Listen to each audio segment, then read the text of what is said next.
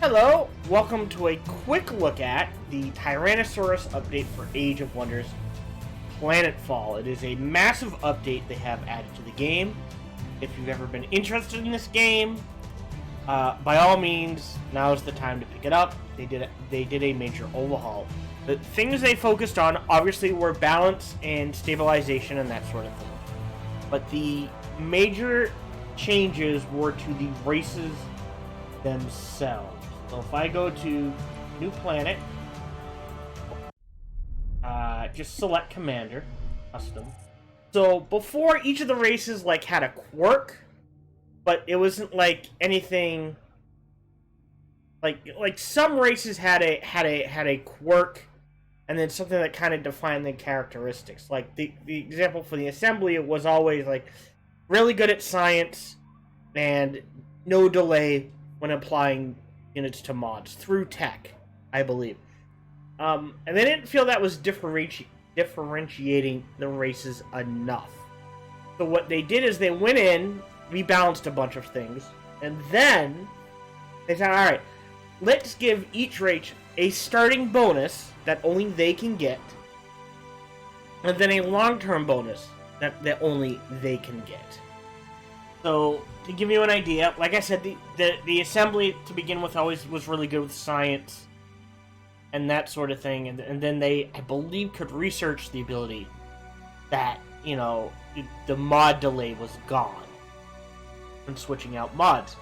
Now, I believe it was a doctrine, and they changed some of the doctrines, again, part of balancing. Now, the Assembly, so they start with plus 20 Cosmite, which is huge. That's either mods or a very quick expand, right? And then their long-term bonus is no delay when applying unit mods to units. That is strictly for them. And that is a massive bonus. Because before, the mod delay was, alright, I'm putting mods, I gotta wait a turn, boom, go. Now is, I apply mods, and it's a 2-turn delay before you no longer have any negatives applied to the units you're switching the mods out for. So that is a massive bonus. For the Syndicate, they were always the influence and secret techs. So now they start with a bonus 25 influence, which is cool. I mean, that's possibly a fort, or a, hey, get off my spot a little easier. But the long-term bonus is a +1 doctrine slot, and doctrines now are very powerful, even at the early stages. So far, like I said, I've been playing in my free time. Every race, the first 2 doctrines, so far from what I have seen, I think the only ones I really haven't looked at is the Assembly. But you want both doctrines running as quickly as possible. For the Vanguard, their starting army all has +1 rank, which is cool. And then when they produce units, they get +1 to rank, which is cool, I guess. It's hard to, it's going to have an impact getting ranked. It'll make certain things easier. But how big an impact is hard to judge. The +1, compared to 20 Cosmite and no delay when applying unit mods, it's looking at that, you go, wow! Looking at this, you go, okay, that is a bonus. So that means, cool, I guess. But rank doesn't really have that big an impact. I will tell you, the games I've started as Vanguard, because they don't have any doctrines or tech early that heals units per se, outside of I think a strategic thing they can fire off. You're just chewing through units at an incredible rate.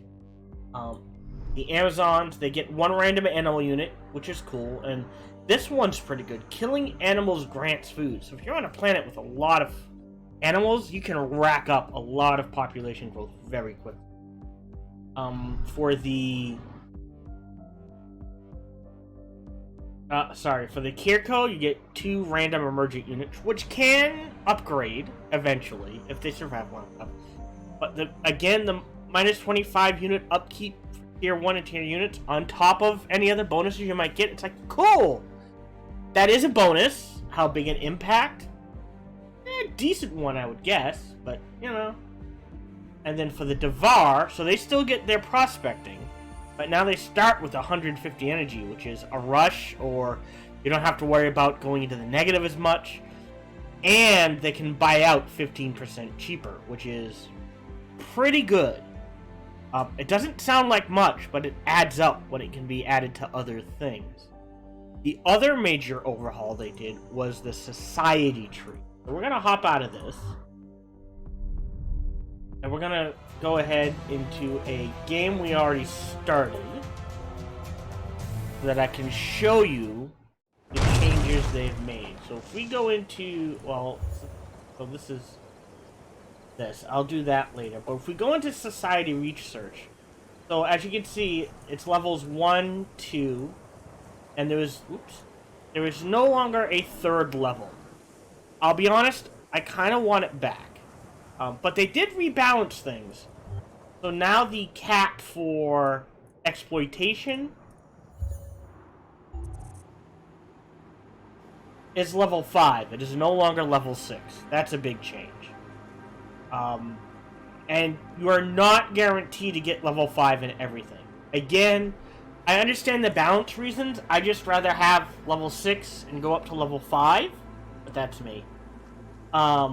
With level 6 being, you know, you have to plan for it sort of thing. It honestly, it works fine. It just feels weird having this empty space now. The other major changes they did too is the buildings you can get in certain levels of development. So they overhauled, energy development 1, the optimized control agency. It used to just give buyout, I believe. Now at higher levels it gives buyout plus a bonus to energy. So in certain colonies, like, you know, if you're going to be producing a lot of units in that colony, yeah, the energy efficient assembly line still pretty much the way to go. But going this doesn't hurt you. And in colonies where you know you're not going to be producing a lot of units, this is definitely way to go, because that plus 3 energy per colonist is a lot. The next one we're going to look at is food. They left the bioengineered food plantation alone. That hasn't changed. What they did change was the agricultural export center. Again, originally, all it did was reduce the sharing tax.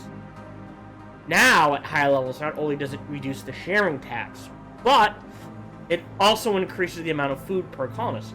So now that actually might be worth it, because at higher levels, what you want to do is have 4 colonies on share everything, sell, you know, colonies with like 30 plus pop, share all, sell excess, go ahead, create another colony, have that take, and you can just start pumping things out and that sort of thing. So that is worth it. Plus it allows you to set them to share all, sell excess, and say you do want to get a colony up to 45 pop.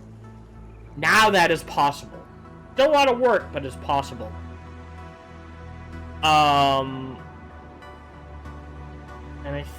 let's see. And then Research 1.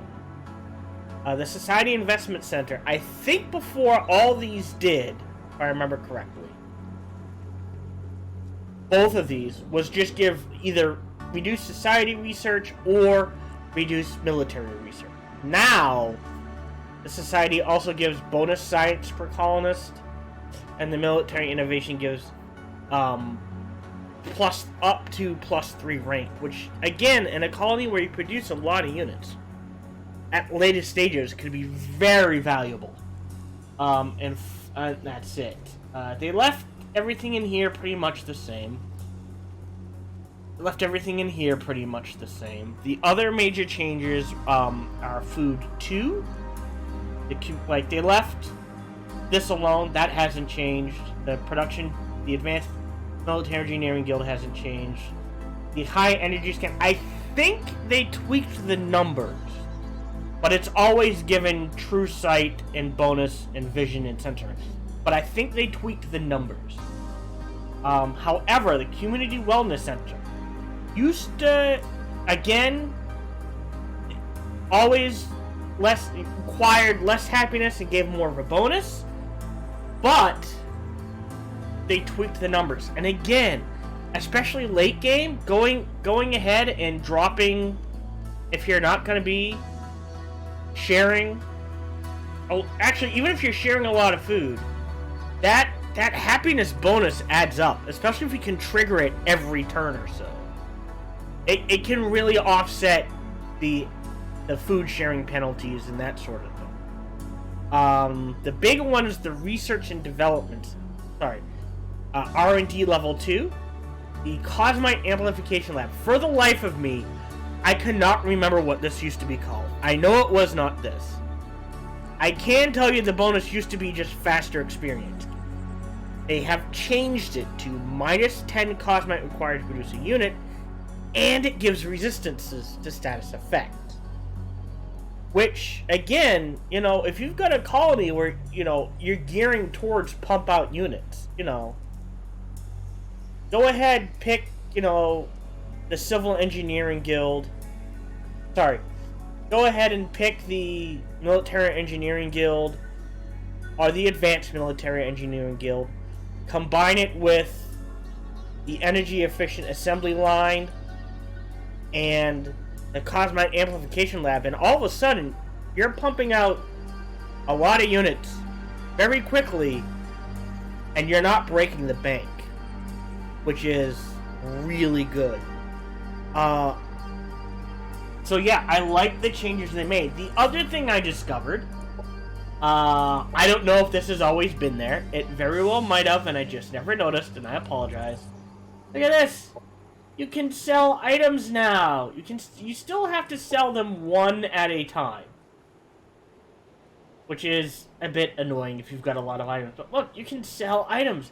How cool is that? But those are the major changes, and they are all very much welcomed and enjoyed, and the balance changes are great. I'm gotten back into the game. I'm playing a lot in my free time.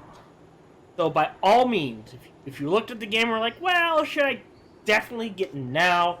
I look forward to what they do in the future. This game is adept if you are a strategy fan, a sci-fi fan, a sci-fi strategy fan. Ever been curious? Like I said, this I feel like this game, like I had this conversation with someone where they said Civilization is a cool strategy game to get people into because it is complicated enough to have depth and simple enough that you can get into it relatively quickly. And I feel like Age of Wonder Planetfall fits that niche as well. It is complicated enough to have depth, but fairly easy enough to pick up that you can get into it very easily. So, by all means, again, cannot afford it full price. By all means, wait until it goes on sale. But still, fan of strategy, fan of sci-fi, fan of both, ever been curious, by all means, pick this game up. Age of Wonders Planetfall. It is currently, let me just check real quick.